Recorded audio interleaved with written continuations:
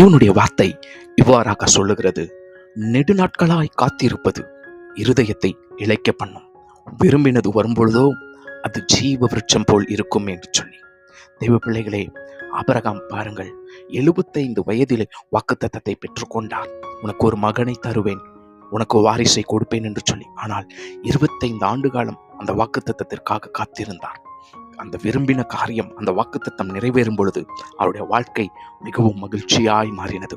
அதே போல நீண்ட நாட்களாக ஜெபத்திலே, தேவ சமூகத்திலே உங்களுடைய தேவைகளுக்காக காத்து நிற்கிறீர்களோ, உங்களுடைய இருதயமானது இளைத்து போகும்படியாக, சோர்ந்து போகும்படியாக எத்தனையோ ஆண்டு காலம் ஜெபித்து கொண்டிருக்கிறேன், இன்னும் பதில் கிடைக்கவில்லை, ஆனாலும் விசுவாசிக்கிறேன் என்று காத்து கொண்டிருக்கிறீர்களா? பயப்படாதீருங்கள்.